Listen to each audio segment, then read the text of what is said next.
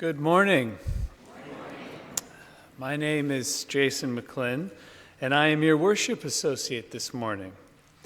If you are joining us for the first time, you are especially welcome, as ours is a non-creedal faith that is ever evolving.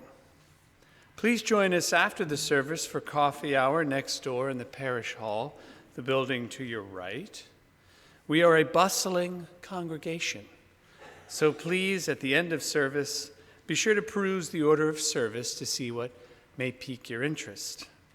A special note this morning, it is the time of year when we are seeking nominations for parish board and other elected positions in the church for the 2020-2021 church year. No experience necessary, just a love of and commitment to this place. Our church is governed by us. At congregational meetings where members vote on issues and budgets and through the election of members to positions in church, you can find more information about how to nominate someone, including yourself, in the order of service.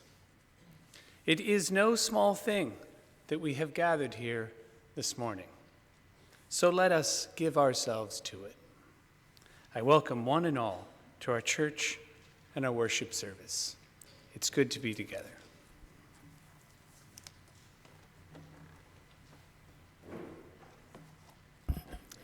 Our call to worship this morning are the words of Heidi Katum.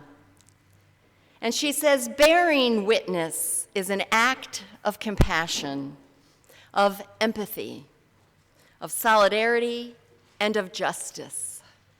Bearing witness is an act of compassion, empathy, solidarity, justice.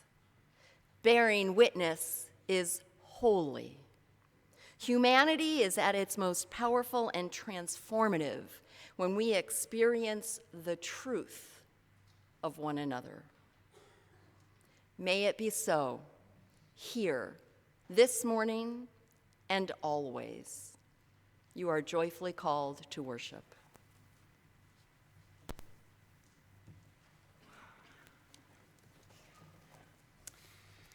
At this time, I would like to invite forward Krista Champion and Betsy Woodman, who will light our chalice and candles of peace.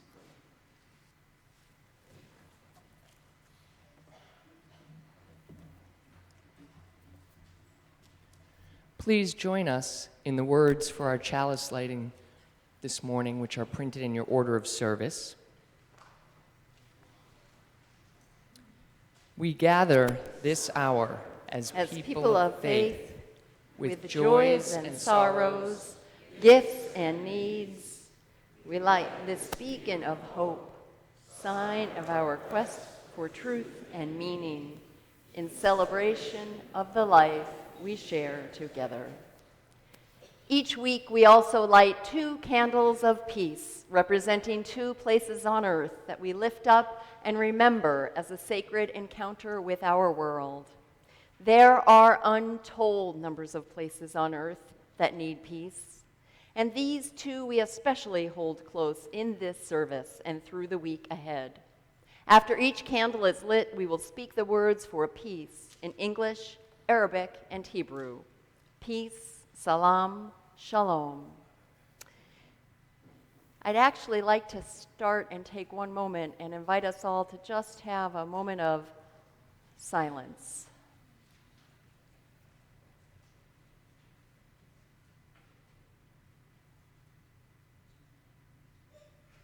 There is so much happening in the world around us. Hearts come in worried, angry, full of fear, despair. May this be a place that for this time, this hour together, we lay those things down and reconnect ourselves to the deep well within us, to the deep love between us, and to the hope that will always emerge.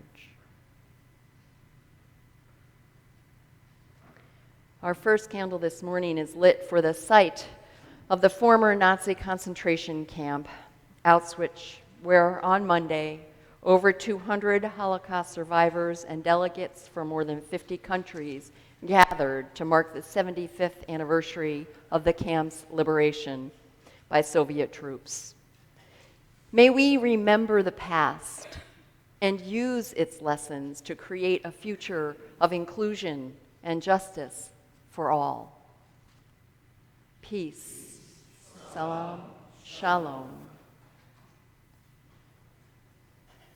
And our second candle this morning is lit for Newburyport and the high school in particular, where this week there was anti-Semitic graffiti left inside of the building. May the children, the youth, and the families, particularly those who experience the pain of this act of violence, know that they are loved and respected for who they are, their beliefs, and their heritage. And may we always choose to stand up and to act in response to hate. Peace, salam, shalom. Please rise in body or spirit. Let's join together in our opening hymn, number 1, May Nothing Evil Cross This Door.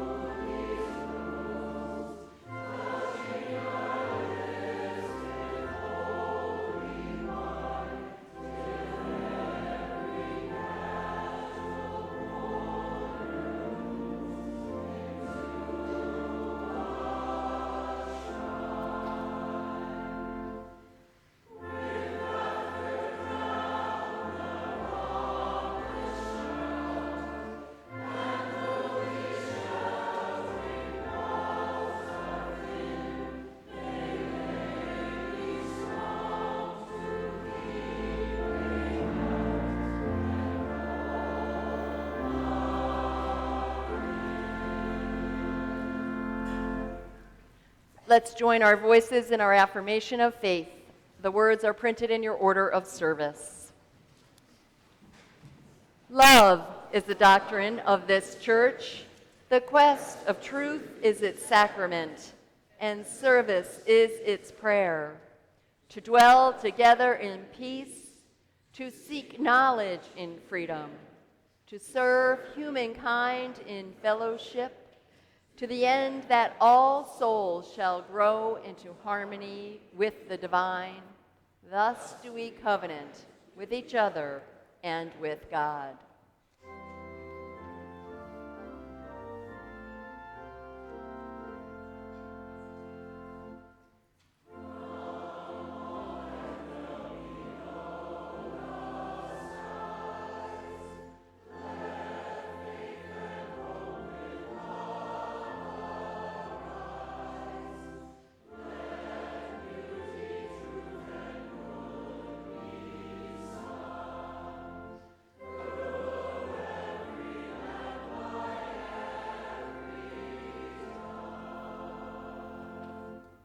Please be seated.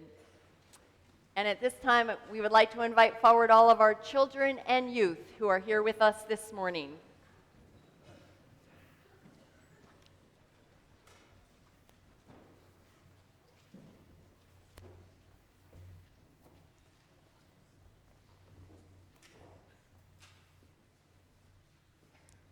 Morning, everybody. I'm going to share a story with you today. It's called The Cracked Pot. It's brand new to me. I hadn't heard of it before. It's amazing. It's very, very old, and we're not sure if it comes from China or India. Oops. We're going to get settled up here. You guys okay? There's a part in this story towards the end where there are flowers. Are there any children up here, any youth that would like to be a flower? So when I start talking about the flowers, if you can come stand on either side here and face everybody and strike your best flower pose, that would be amazing. There was once an elderly woman who had 2 large pots, each hanging on the ends of a pole, which she carried across her neck. Every day she carried the pots to a stream where she filled the pots with water and then carried them back to the house.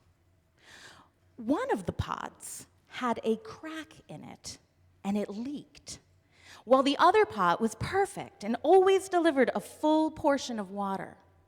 At the end of the long walks from the stream to the house, the crack pot arrived only half full. For 2 full years, this went on daily, with the woman bringing home only 1.5 pots of water. The perfect pot was very proud of its accomplishments and was very vocal about it. "Aren't I amazing?" it said. "I've carried a full pot of water every day for 2 years, and my glaze still looks just as fantastic as the day I was made. I mean, look at me. I'm flawless." As the poor cracked pot listened to the perfect pot talking about its perfection day after day, the cracked pot became quiet, feeling worse and worse about itself. It felt like a failure, and it wished it could just disappear. It was ashamed of its own imperfection and miserable that it could only do half of what it had been made to do. After 2 years of feeling like a bitter failure, the cracked pot decided to do something very courageous and brave. Even though it was nervous and afraid, it decided to say something about its feelings to the woman who fetched the water. It was scared, but it also trusted the woman. So one day by the stream, the cracked pot took a deep breath and said, "I am ashamed of myself." "Why?" asked the woman. "Because of my flaws.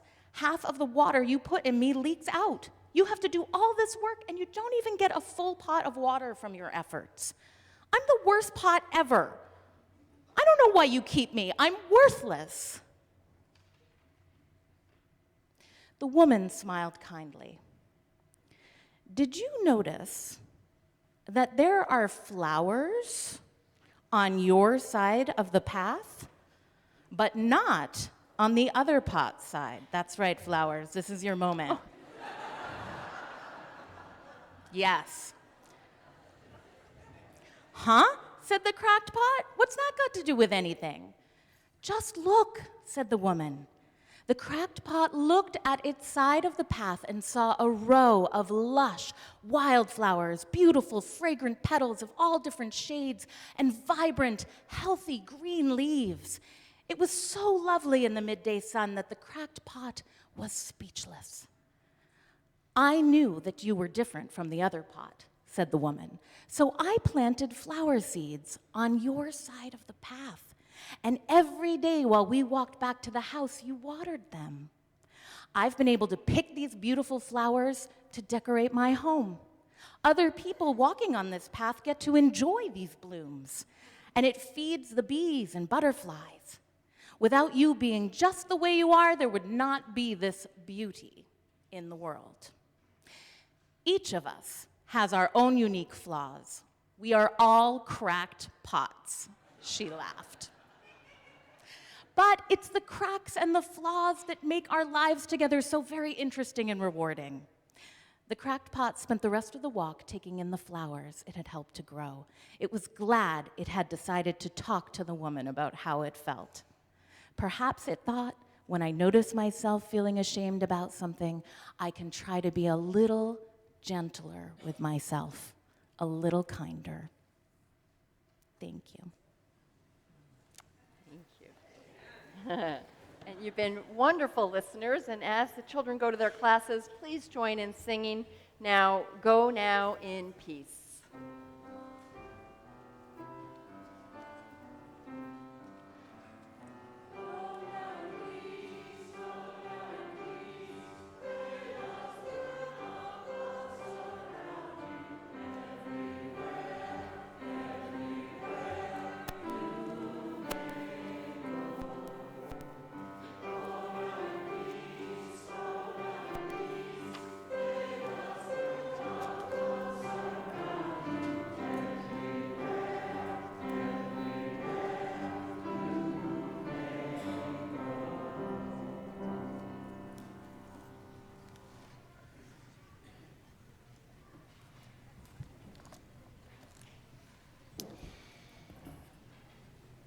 Half of the proceeds of today's collection will go to support the Massachusetts Coalition to Prevent Gun Violence.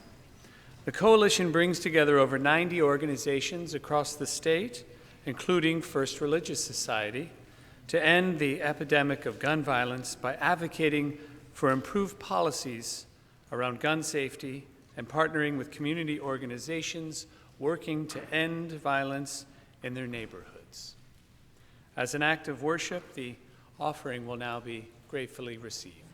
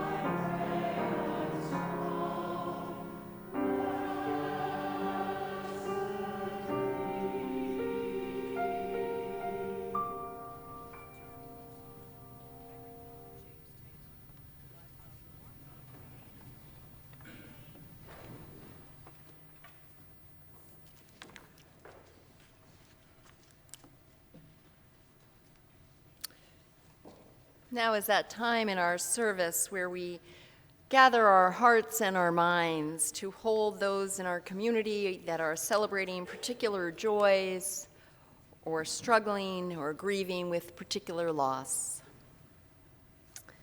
We have several we'll want to share this morning. I also want to remind us all that we do have a Joys and Concerns journal that is here every Sunday, and candles that you're invited to light. You're invited to light a candle and not write in the journal, or write in the journal and not light a candle, or both. It has been up here, and we're trying it out in the rear. We want it to be where as many people have access to it as possible. So we'll see where it ends up finding its home. The important thing is that everyone here knows that you can bring your whole self, all of your joys, and all of your fears, and all of your sorrow. And here it can be lessened. So this morning we are remembering and praying for Joyce Sampson, Helen Mergida's sister-in-law, who has been hospitalized for many different issues in Tucson. We're also remembering Lucy Gallagher, who, in our thoughts and prayers, who fell and broke her other wrist on Saturday. So she, yes, has 2 broken wrists. She had surgery on January 29th and does hope to heal quickly. Michael Fosberg is home. I thought he was going to be here too. Have I missed him? Oh, there he is. Hi, Michael. Welcome back. Michael sent me the most wonderful photograph last night. You all make my nights and days, I tell you, just smiling and beaming. So welcome back. Michael does ask that we hold, though, in our hearts one of his closest friends and former Newburyport resident, George Williams, who died 5 years ago this past week, only in his early 60s. Michael misses him still, as we all can understand. Michael has left Port Healthcare and is home, and is also with us this morning, and does thank everyone for the cards and notes that he's received. They certainly matter. Susan Fasoli let me know this morning that her mother-in-law, June, passed away yesterday peacefully. She had turned 100 years old in April. There was family all around and gathering to celebrate that birthday, and so we do keep Susan and Lee and Ben and Erica in our prayers at this time. We all know that regardless of the age, the loss is real. And a few of you have asked that we lift up and remember in our hearts this morning June Harvey. I'll share the words of Maureen Adams, though again several have asked for this remembrance. Maureen says that June was a unique and special person who died this past Monday. She was a warm and engaging person, a lover of animals. Many people had the pleasure of working with her at the Feline Rescue and Sanctuary, where Maureen says her true light shined caring for those cats that had been cast aside. She was a very special person, will be missed by many, and especially by her 4-legged friends. We have a particular joy that I wanted to lift up this morning, and that is that we are moving into our time of what's called our fellowship dinners. And it is a joy. It is a joy to have a time to come together just to get to know one another, just to be together in small groups that range from 4 to 10. I really would invite us all to sign up. I know I will be, because there's something that happens in those gatherings that will carry us. And for all the joys and sorrows that are not spoken aloud, but that are just as important, we lift them up today. At this time, I invite you into a spirit of prayer or meditation.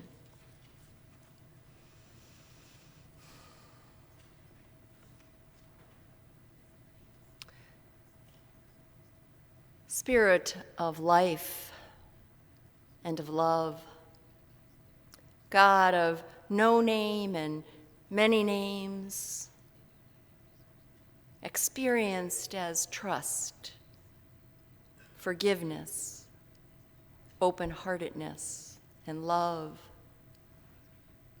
God Where are you? Where, when the feelings are overwhelming, where do I find the peace? Where, when the world is scary and clanging, perhaps falling, where do we find the trust? You promised a peace that goes beyond any understanding, and yet so many times it's more of a pain that goes beyond words. The pain of loss, death, uncertainty, unknowing, feeling alone.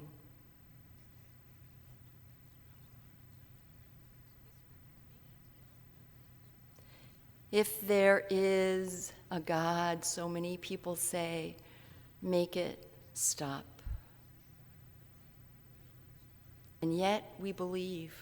We believe in the power of love, the power of friendship, the power of hope, the power that happens when we come together truthfully, honestly, fully exposed, there, in that beauty, the hope returns.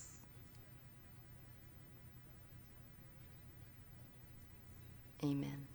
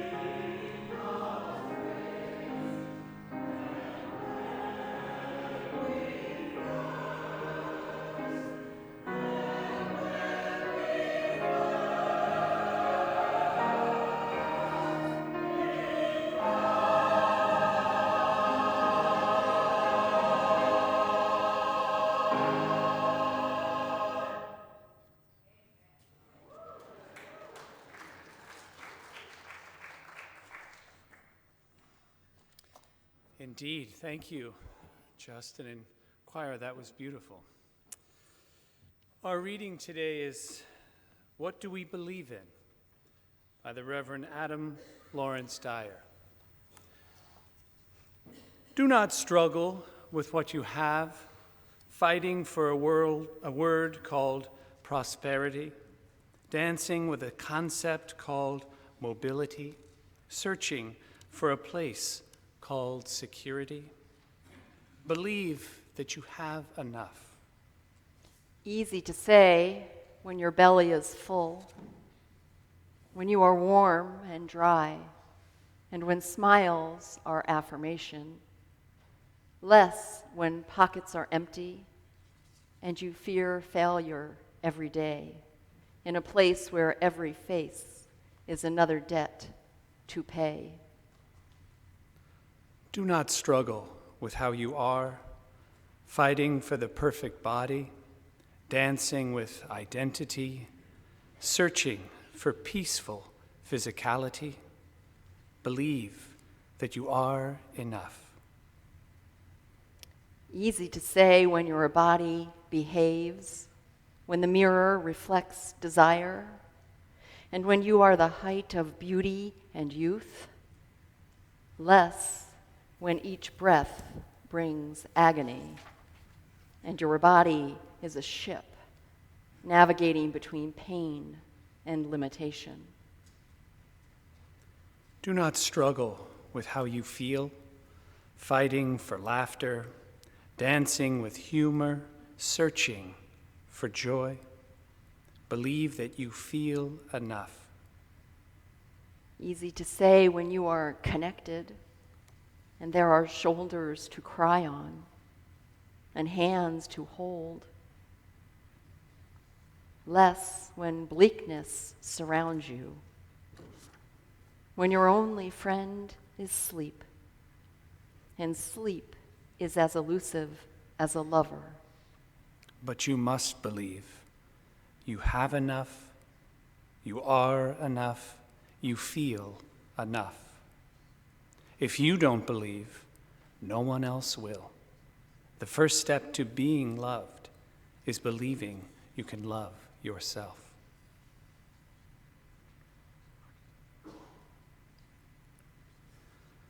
Please rise in body or spirit and join in hymn number 1053 in your teal hymnal, How Could Anyone?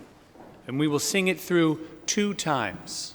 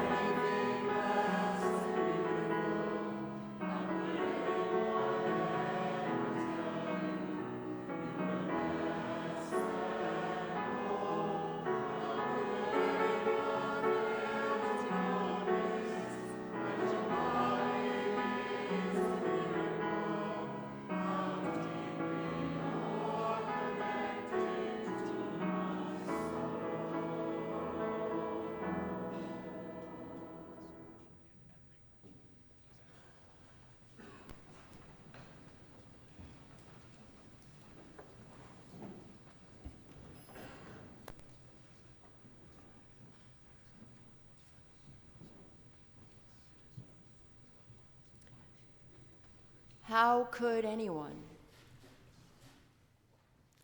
ever tell you you are anything less than beautiful?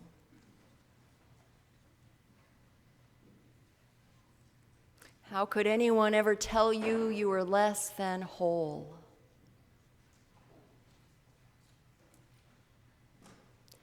How could anyone fail to notice that your loving is a miracle?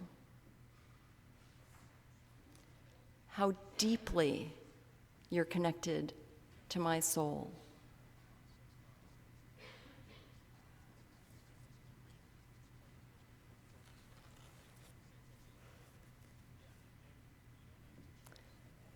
I feel like we could sit here and sing that and listen to that and be brave enough to look at each other and say those words to one another. And then we could do it again. And then we could go home.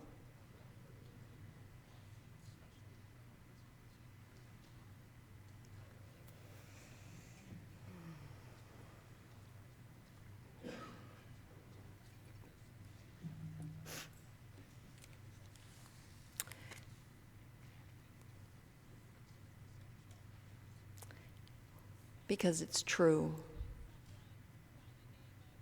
You are beautiful. We are beautiful. We are whole.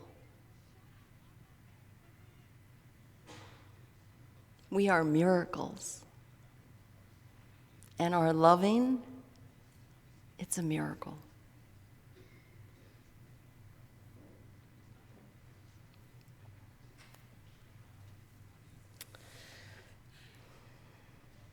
So I want to share a little bit of a story, hoping that it connects with some of yours and ours, the universal stories. A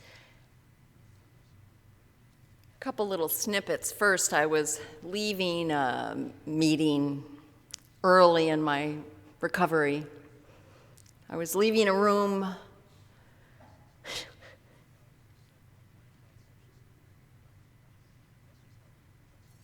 Rooms that I entered the most broken.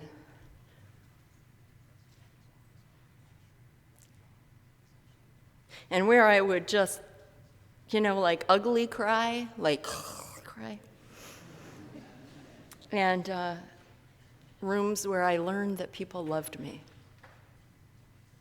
The rooms where I was the most broken, the most vulnerable.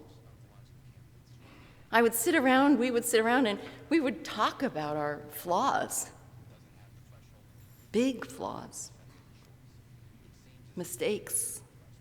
Big mistakes. And those were the rooms and the people that I learned I was lovable. Talk about some irony. As I've told you before, one of the most important things one of my mentors in ministry ever said to me was, and she meant it, Rebecca, I was doing my internship, and she said, I wasn't yet ordained, and I was upset about some mistake I made in the service, and she said, Rebecca, nobody likes perfect people. And I think about that.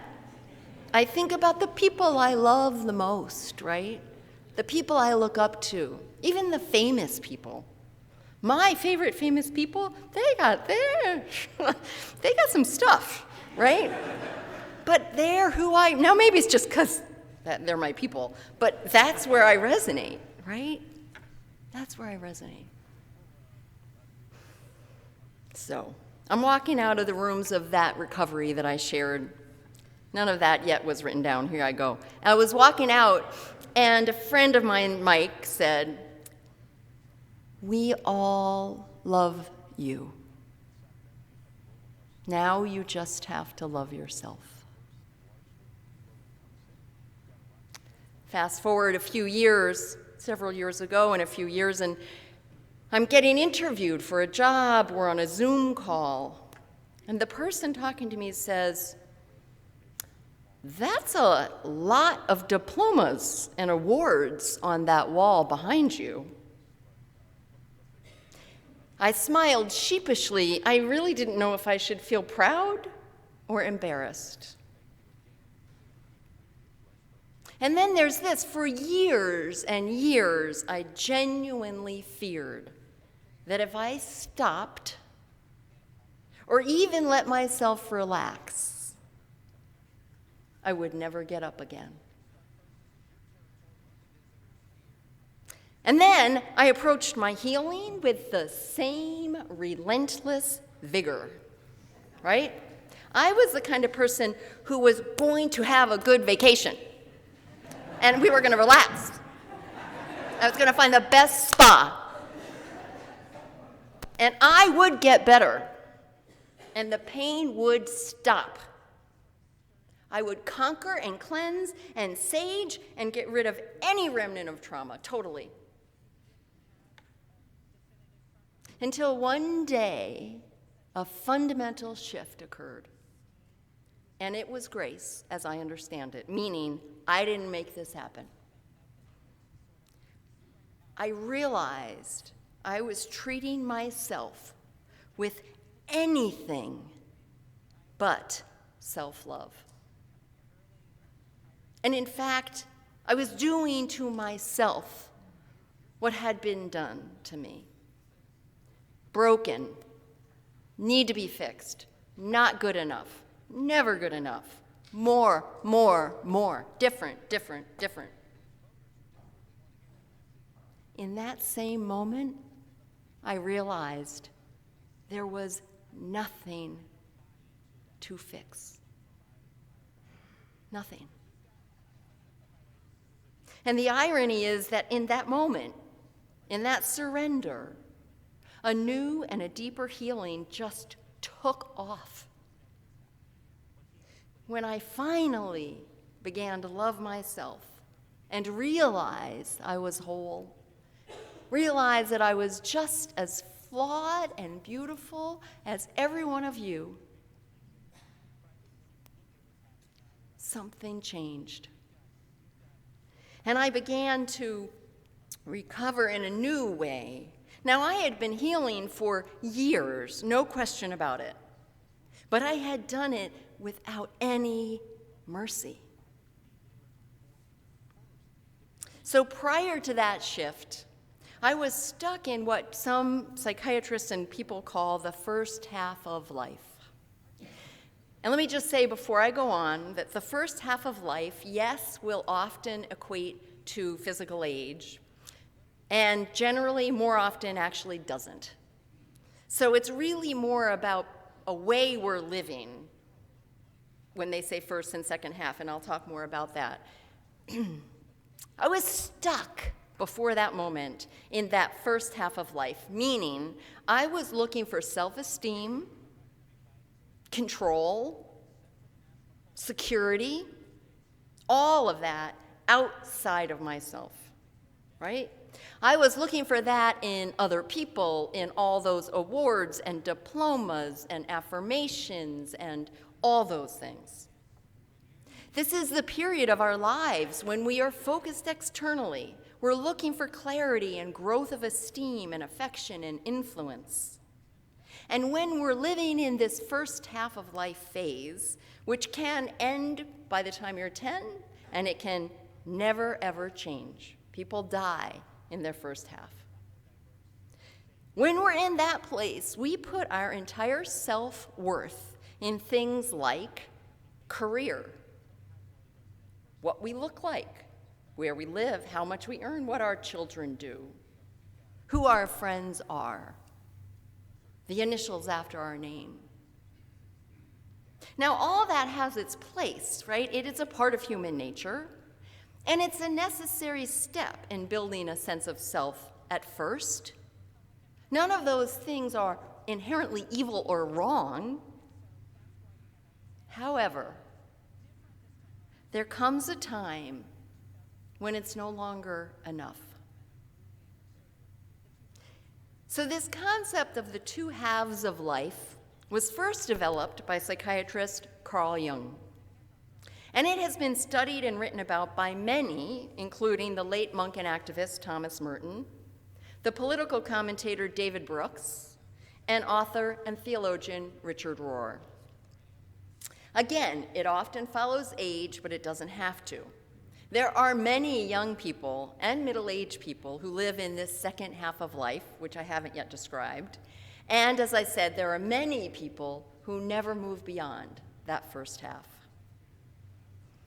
So again, the first half of life is when we're focused on things external to us. In a very simple way, the second half of life is when we're focused on a deeper, felt spirituality within ourselves.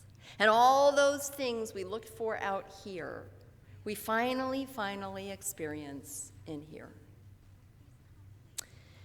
In his book, Falling Upward, Richard Rohr describes the first half of life as being the time that we create the container to hold our life. And then the second half is when we get to discover the contents inside of it. The first half lets us figure out very important things which the second half couldn't do. The second half, however, connects us with who we truly are. You know that part of yourself that you're petrified, perhaps, to share, or to bring forth, or to admit? That part of you that someone described to me as that flower in their heart. That's what we get in touch with in that second half. It also inherently brings us into that level of deep connection with other people, nature, with the infinite mystery of life itself. In 1943, Abraham Maslow published A Theory of Human Motivation, in which he laid out what has become known as Maslow's hierarchy of needs. He confirmed that humans' needs for food and safety, belonging, and positive self-regard must be met first before we can move into the work of what he called self-actualization. When those initial needs are not met, however, people become stuck trying to achieve them regardless of their age.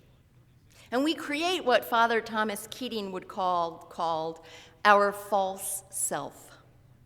The false self that endlessly pursues safety, control, and love through things and people outside of ourselves, which is ultimately impossible. Father Keating called those things our emotional programs for happiness. He wrote that our false self is a concoction. That's actually my word. I am phrasing what he writes and says, our false self, it's a concoction of pretenses, defenses, and coping mechanisms that we desperately hope will keep our fears at bay, cover our deep sense of inadequacy, and keep us and others away from our pain. This false self is the self that knows more about what other people like and don't like than ourself. It's the part of us that will say yes when we really need to say no, or say no when we really want to say yes. There's no shame in this, because you see, no one's needs are perfectly met.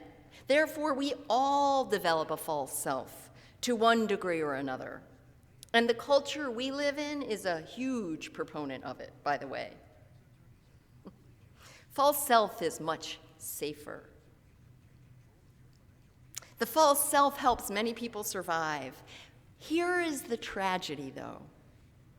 The tragedy is if we never outgrow it,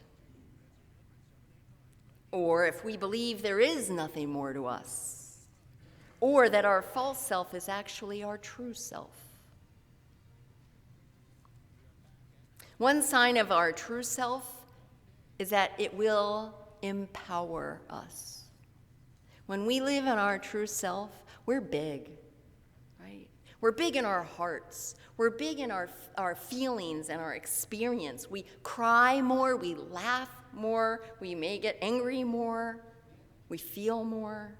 There's so much more to all of us, more than that false self. There's love, there's beauty, then there's uniqueness that is ours alone to offer this world. And the thing about our uniqueness is that it is generally pretty quirky, right? Think of the people you love the most, right? It's those quirky things about them. Another thing that's true about our true self, it is reliably inconsistent, right? It's going to have things that absolutely make no sense together, that contradict, that can't all get figured out. And it is fantastically made, fantastically. I would go so far as to say it is perfect. And so this shift from the false self to the true self, the thing about it is that for most of us, if not all, it does require pain. It needs to be pain that is severe enough that we're willing to let go and surrender our old ways of being. Rohr writes this, he says, sooner or later, some event, person, death, idea, relationship, I would add in retirement, addiction, change, physical illness, something will happen in your life that you simply cannot deal with using your present set skills, your knowledge, or your strong willpower. It will feel awful. Make no mistake about it. And it's not unusual to think when this is happening, it's the worst thing possible. And yet that thing, that humbling, bring you to your knees experience can be, it's not guaranteed, we have a role in this, but it can be the doorway to our authentic life. We don't give up our false self or ego easily, even when it's not working. And we especially don't if we think it's working. Here's the thing for me. There came a point in my own healing, recovering from childhood trauma and addictions, and this was the moment I shared about earlier, when I realized that my strong, strong identity with that was holding me back. It was limiting me. And I say that in the kindest, most gentle way possible because personal healing takes what it takes. We can't rush it. At some point, however, we have to choose to connect with more. And that's so different than cutting it off. I tried that too. That's all part of this. I think I told that story of me putting everything in the dumpster, literally. I tried cutting off the pain in the past, and that didn't work. I had to live in it, be with it, go through it, and the day came that I realized that I could include it and transcend it. So we have to let go of the familiarity of our background or our tribe and previous sense of identity. Tara Brach, the Buddhist teacher, calls this awakening from the trance of unworthiness. She says, in doing that, we make contact with the deeper parts of our being, such as the truth of our loving, even when we sometimes act in ways we don't like. And it isn't easy. Bill Plotkin, he's a psychologist and a wilderness guide, shares about a ritual that Japanese communities do, and I just love this. I'll be brief about it. You can read more about this, but when their soldiers, what they learned is that when their young soldiers were coming home from war, these young soldiers became so deeply attached to their identities that were formed during their service that they couldn't go on. There wasn't more to who they were. That became all of who they were.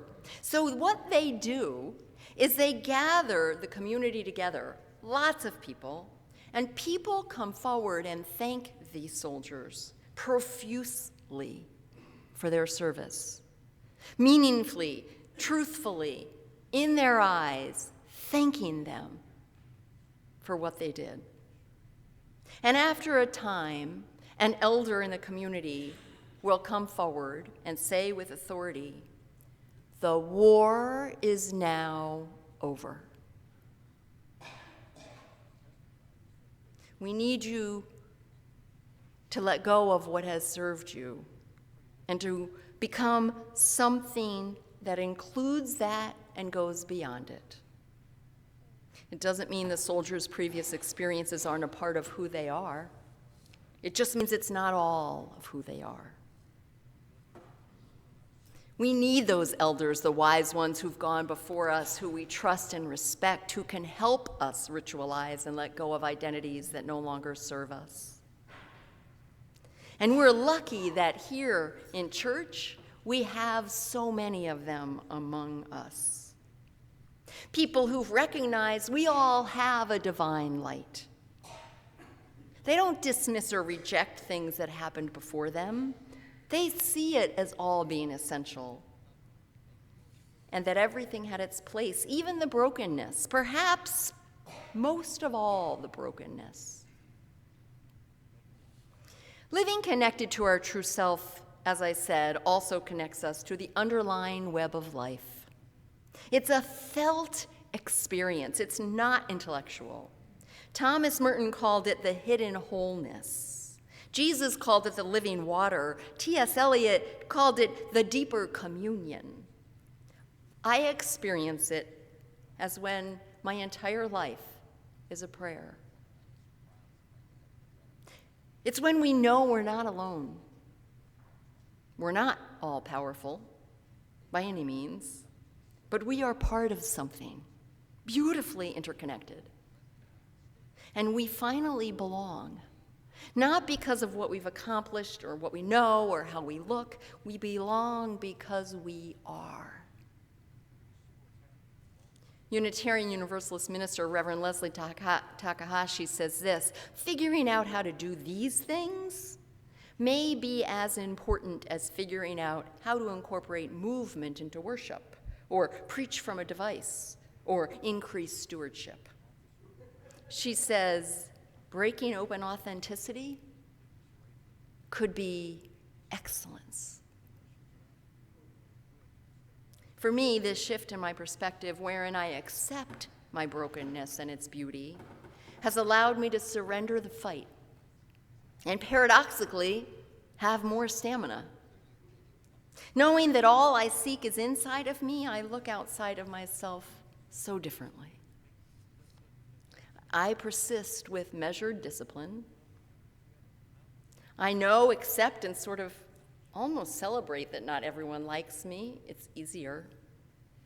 And those diplomas that guy saw, they're somewhere in my basement, packed up among the boxes. They're not hanging on my walls. Amen, and blessed be.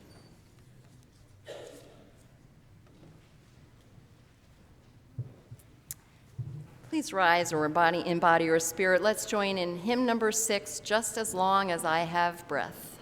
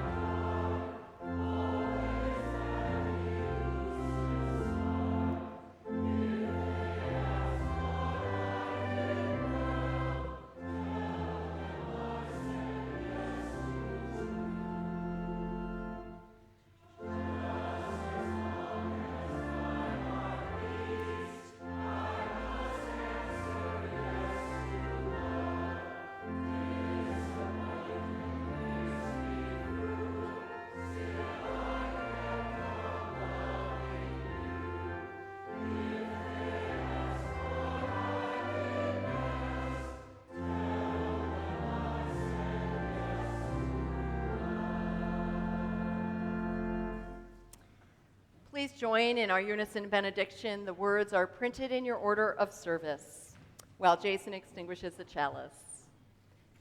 May the love which overcomes all differences, which heals all wounds, which puts to flight all fears, which reconciles all who are separated, be in us and among us now and always.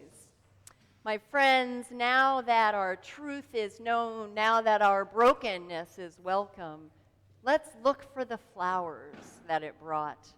Let's look and be open to the gifts in our lives that could not have come otherwise. Because I promise you they're there. Go back to those hardest times and look for the gifts. If you're in them now, open the doors to your heart and trust and know this from those who have gone before us. They say, when you return to this time in your life, sometime in the future, you will realize the beauty, the strength, the grace, the love, the humility. And in all of our brokenness, may we always know that we are beautiful. Go in peace, my friends, and return again in great joy. Amen, and blessed be.